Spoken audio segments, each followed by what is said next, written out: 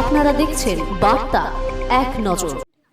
এবারের বইমেলায় ৭৫ লক্ষ টাকা, যা রেকর্ড। 11তম নিউ টাউন বইমেলাতে বই বিক্রি পেরোলো ৭৫ লক্ষ টাকা। টাকার নিরিখে অঙ্কটা অনেকটা উৎসাহ ব্যঞ্জক হলেও এই মেলার পরোক্ষ প্রভাব এলাকাবাসীর মনে দাগ কেটে গেল। আগের সমস্ত রেকর্ড ভেঙে এবার বই বিক্রিতে অনেকটাই খুশি অংশগ্রহণকারী প্রকাশকরা।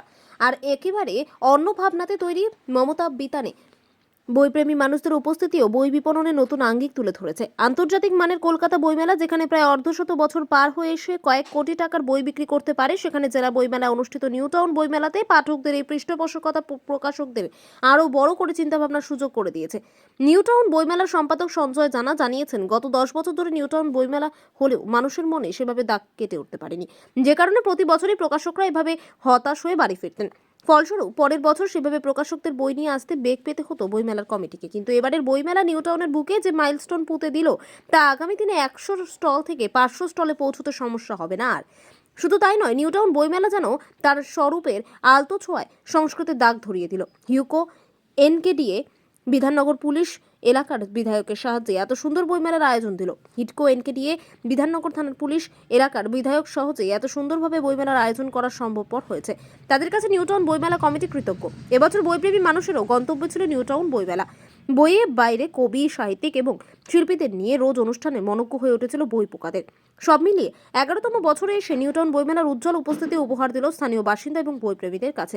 5ই জানুয়ারি মেলার সমাপ্তি অনুষ্ঠানে অংশগ্রহণ করেন রাজ্যের মন্ত্রী সুজিত বসু সহ নিউ টাউনের বিধায়ক তাপস চ্যাটার্জি। বইমেলা কমিটির আগামী দিনের শুভেচ্ছা জ্ঞাপন ও ধন্যবাদ জানান। ওই মাঠে খুব ধুলো হতো, বালি হতো, একবার পুরো গেছিল, আপনারা জানেন।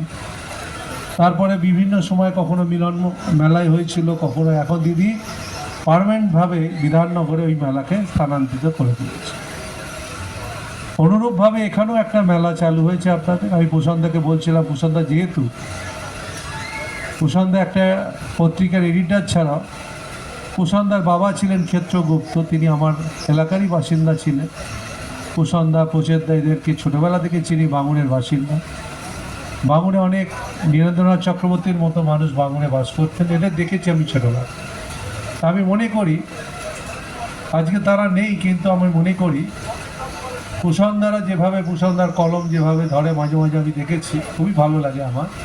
প্রশান্তদাকে বলছিলাম এই বইমেলাটাকে আরও ভালো করে কী করে সুন্দর করে করা যায়।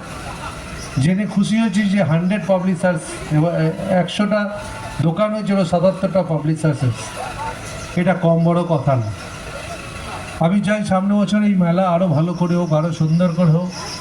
নিউ টাউনের পুজোও ভালো করে হোক। দুর্গাপুজো এমন একটা ফেস্টিভ্যাল, আমার মনে হয় পৃথিবীর সবথেকে বড় ফেস্টিভ্যাল হচ্ছে দুর্গাপুজো। আর আমি অনেক দিনই চাইতাম এত বড় নগরীতে একটা পুজো হওয়া দরকার আছে। বহু মানুষ এখানে যারা বসবাস করে, বাংলার দুর্গাপুজো শুধু আমি বলি একটা অন্য